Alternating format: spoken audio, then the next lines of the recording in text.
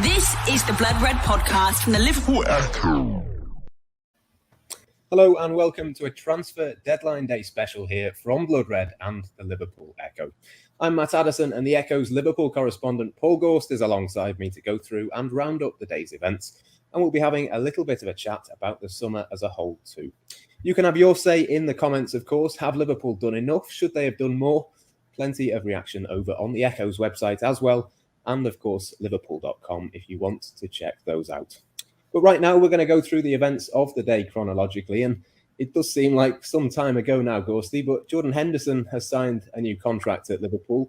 No coincidence, perhaps, that was announced on transfer deadline day. No, not at all. I don't know who Liverpool thought they were trying to kid with that one, to be honest. I mean, it was all very strategically placed, wasn't it? First things first, transfer deadline day, your captain signed a new contract, and perhaps they were trying to put a little bit of a fast one. Don't think too many people fell for it, but it's good news, obviously. Bit of a shock, I think, to most people when it emerged about, 6 weeks or so ago now, 2 months ago maybe, that Jordan Henderson was a little bit peeved that all the talk was of new contracts for pretty much everyone bar him. And talks earlier this year had reached a bit of an impasse, and I think most people, including some at the club, probably just assume that it's Jordan Henderson. He's been here 10 years and he'll always be at Liverpool. So that was a bit of a jolt to kind of kick things into gear, and it seems to have had the desired effect, hasn't it? Jurgen Klopp stepped in. We know that. He admitted as much quite recently and come in, and the deal was done. So there was talk of interest from PSG and Atletico Madrid, and I was never truly convinced that they were genuine. I think they might have been the work of one or two behind the scenes trying to put the pressure on Liverpool a little bit. Couldn't see him in a PSG team in that midfield. They've obviously just signed Gini Wijnaldum anyway, haven't they? And they've already got the likes of Marco Verratti and Angel Di Maria and pretty much, a star-studded squad. And Atletico Madrid, maybe that made a little bit more sense. But either way, he's done what most of us expected. He signed a new contract and he's delighted to do so. So that was good news to start the day for Liverpool supporters.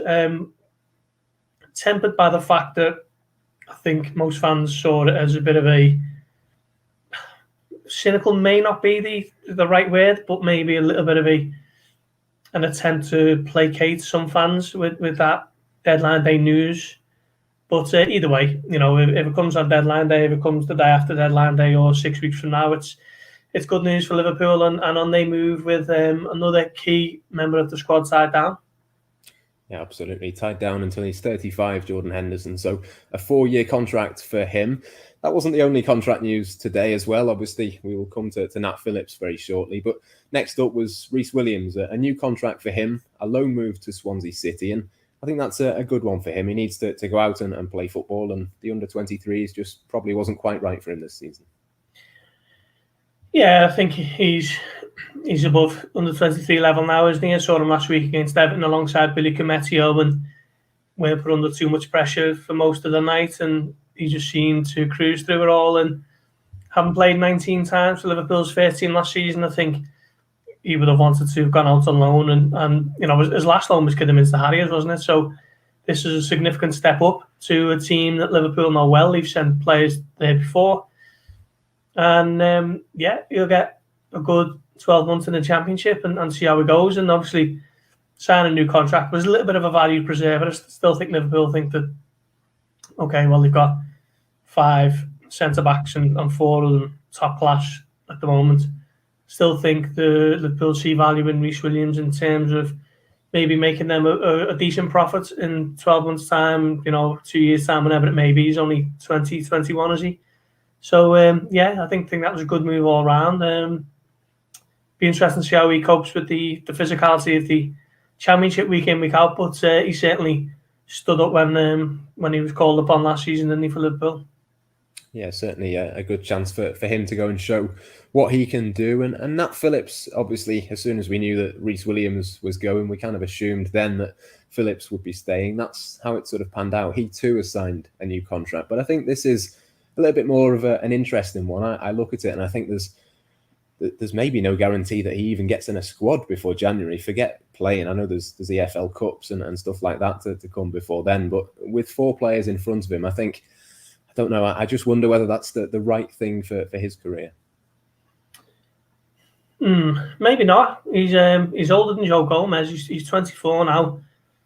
So maybe after 21 times, I think he played last season for Liverpool, I think maybe he might have thought that he can go and play every week a little bit further down the pecking order in the Premier League. I'd say, for example, a Burnley or a Newcastle or a Southampton, that type of level, you could see him playing most weeks. But I think ultimately interest that was there earlier on the window just wasn't there today. And I think Liverpool, again, a bit like Rhys Williams, they've looked at it as a bit of a value preserver. A way of keeping him on side, but as you say, is he going to feature in matchday squads? I'm not too sure. I think if there aren't any injuries for the centre backs between now and then, I think we might see him as a substitute in the League Cup game or an FA Cup game in January. But I certainly don't see him starting in the Premier League unless there are any injuries. But we would have said exactly the same thing 12 months ago, and look how that turned out. So yeah, I'm quite happy for this one because Klopp was happy to keep him, and I think sometimes Liverpool are far too keen to move players on if they think that they're not going to play every week. There's nothing wrong from a club point of view and a team point of view of having more options than you need. Okay, it's not ideal for the players, but far too often Liverpool think, or Klopp specifically thinks about the player rather than the team. We've just allowed, he'll say that they've just allowed Xherdan Shaqiri to leave and no one's come in for him, no replacement. Great for the player, he's going to go and play every week in League One and he'll be playing in the Champions League and whatever else, but Liverpool are now without an attacking option. So, from a defensive point of view, I quite like that Phillips has stayed, and he might not be playing every week, but that's the nature of the beast when you play for a club like Liverpool. So, yeah, certainly centre-back now is the absolute kind of stronghold of Liverpool squad. They've got 4 top-class options who I think, as a quartet of centre-backs, is the best in the Premier League. And then Nat Phillips, who certainly didn't let anyone down last season, did he?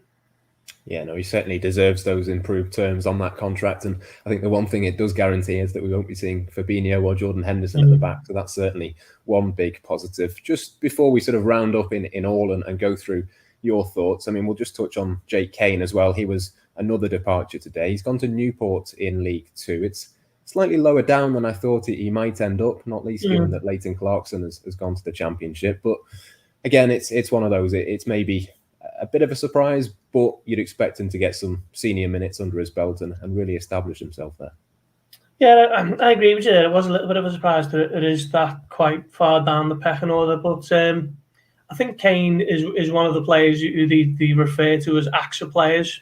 I think what they mean by that is kind of players who are in between kind of the very top end of the under-23s, but not quite ready to be in the matchday squads week in, week out, and the players who might be training with the first team but aren't going to be playing, as I say, and those are the types who Liverpool look to loan. So Rhys Williams is a good example. Leighton Clarkson, probably the archetypal example of that description, and Jake Kane fits into it as well. So yeah, good luck to him. I'm sure he'll get some really valuable senior experience under his belt and then see where they go from there.